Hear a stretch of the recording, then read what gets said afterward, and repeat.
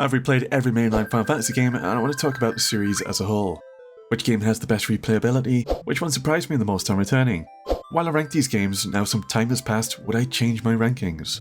Where does the real golden age of Final Fantasy actually sit? And from side content and villains to soundtracks and systems, there's a lot to talk about. Awesome! Which Final Fantasy did I have the most fun replaying this time through? Well, there's a lot of games I could happily replay until the end of time, but the answer probably isn't the one you're expecting. Final Fantasy XI. It's a subscription-based MMORPG, and once you finish the story, there's not much reason to start over. But going back, rolling a fresh character, and experiencing it from the beginning again was incredibly nostalgic. I don't think many people have actually experienced 11, but its story and characters are genuinely great, even without voice acting. And honestly, just returning to the world of Vana'diel, taking it all in, and being a complete noob again, that felt really special.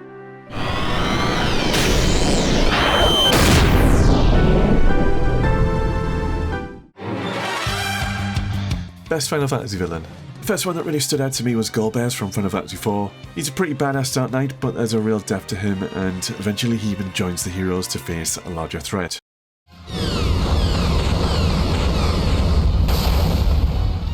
Kefka from Final Fantasy VI is brilliant. He's more than just a clown with an iconic laugh. He's probably the scariest villain in the series simply because he succeeds. He actually destroys the world. I do wish we got a bit more of his backstory in 6. In Dissidia, we learned the Empire's Magitech experiments twisted him, leaving him incapable of understanding hope or love. That makes him the perfect antagonist to contrast with Terra and Solis, who come to represent those exact ideals.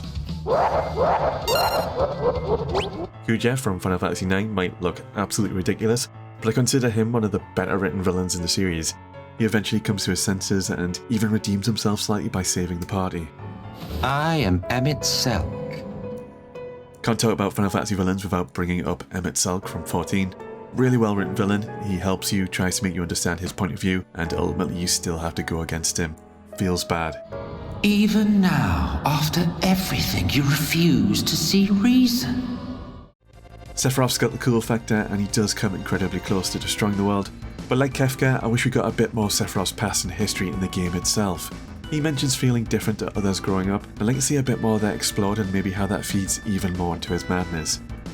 Probably the most insidious and cunning of all villains, he's pulling all the strings, a master manipulator, and he even manages to kill Aerith. If I had to pick one, Sephiroth's my favourite.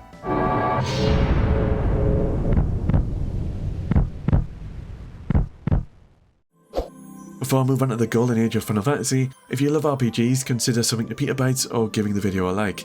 I'm a bit of an indie game developer who covers RPGs, and I'm replaying the whole Final Fantasy series while ranking them. Thank you.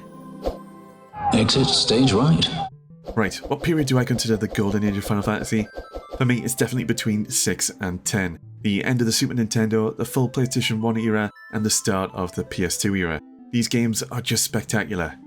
Well, I kinda agree with him.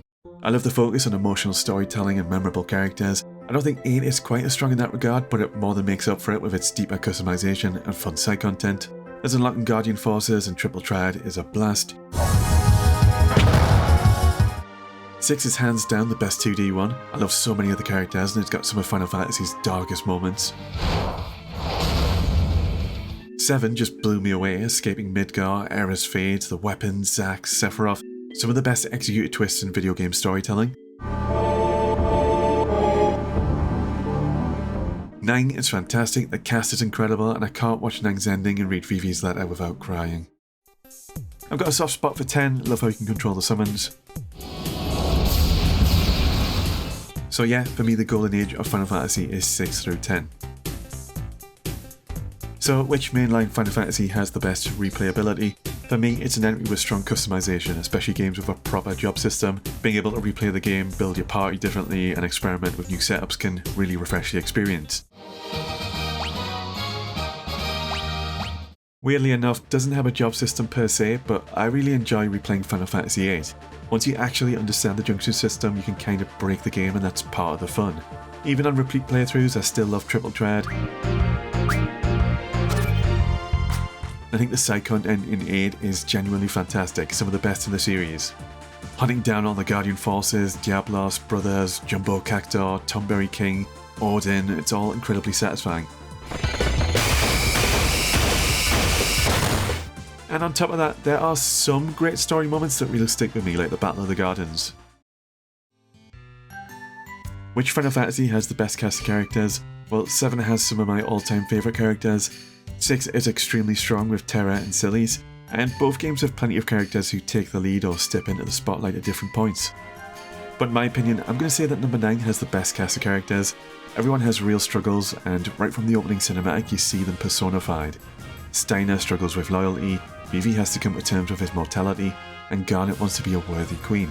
Each character goes through meaningful developments over the course of the story. Part of what makes 9's character so strong is its unique active time event system. Throughout the game you get to see what other characters are doing at key moments, which really helps develop them and ensures that even the side characters aren't forgotten about. Next up, which Final Fantasy surprised me the most this time through? I'm going to say number 12. I play the leading man. Who else? Replaying, I've found a whole new appreciation for it, especially the more political story, the cast and their more mature relationships. It's a very different kind of Final Fantasy, but it really works. Who would be next? The summons are really different too. I've come to really like 12's Espers. They're darker, more mysterious, and there's some really awesome lore behind them. A lot of it hidden away in the game's bestiary. My personal favourite was Zalaria, the Death Seraph. He's got an awesome undead design, that cheeky little laugh.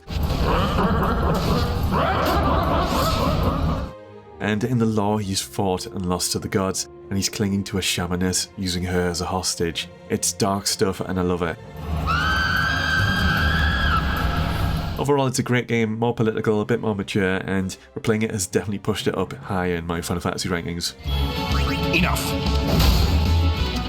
Most satisfying Final Fantasy turn-based combat. For me, it really ties into the customization. A strong job system or deep character customization is the backbone of great turn-based combat. The job systems really shine in 1, 3 and especially 5, letting you build your party in unique ways. Final Fantasy IV marked the introduction of the active time battle system, which leveled up turn-based combat by adding a real-time element to battles. 9 is solid, 4-point numbers, and the point system gave it a decent way to customise characters. 10 solid too, more traditional turn-based. I like how the summons are fun to control, a bit of strategy with boss fights, and love that sphere grid progression system. 13 tries a new take on turn-based with the paradigm shifting and the stagger system, which I'm not a huge fan of. 8 is extremely satisfying if you enjoy mastering and even breaking the junction system. But there's lots of nagging little issues you have to work around. I could do an entire video just talking about that. But for me, the crown goes to number 7. The materia system has so much potential. You can build a character in different ways, experiment endlessly. You have the power of a blue mage in just a single materia slot. It's a system that's deceptively simple, it's deep, flexible, and very satisfying seeing materia combos in action, really expanding the depth of the turn-based combat. I think the best minigame across the entire series was Triple Triad. I love how it can be used as an alternative form of progression by using your Guardian forces to turn cards into items, materials, or magic. When it comes to the job system, I like how 11 does it, like you have a main job and a sub-job, and you can come up with sick combos like Red Mage / Ninja, which dual-wield swords and was nigh on invincible with skill play. But I think Final Fantasy V does it the best. I think that's when the job system peaked. It's flexible, expressive, and it's fun experimenting. I really enjoyed endgame content around 6 to 10. Tons to do in each of those. Legendary Dragons, Emerald and Ruby Weapon, Omega Weapon, Ozma, Dark Aeons, and Penance. To me, these bosses feel iconic. Like I said, 6 to 10 is my golden age of Final Fantasy, and I'd argue this era has my favourite soundtracks as well. That said, I really love the MMO soundtracks too, 11 and 14, probably because I've spent so many hours in those worlds. When it comes to second playthroughs, Final Fantasy VII really stands out. Once you understand the twists surrounding Zack, replays become a bit more interesting. You start noticing the foreshadowing, the subtle dialogue, and the cracks in the story that you'd never catch the first time. And finally, after ranking these games while playing them, there's one change I'd make after reflecting. I think I'd give Final Fantasy V more credit. I still prefer Final Fantasy IV's story, but 5's job system carries it hard. And the story deserves a bit more credit, and I'd probably knock Final Fantasy XVI down just a little in my rankings. Well, I've played and ranked every mainline Final Fantasy game. I'm not stopping here. I'm going to keep the Final Fantasy Replay series going and play everything involving Final Fantasy and rank it all. That includes Kingdom Hearts, sequels like Final Fantasy 13 too, and side games like World of Final Fantasy. That one I've never actually played before, so I'm really looking forward to that. In the meanwhile, I recommend my top 10 games of 2025 or my recent replay of Final Fantasy 16.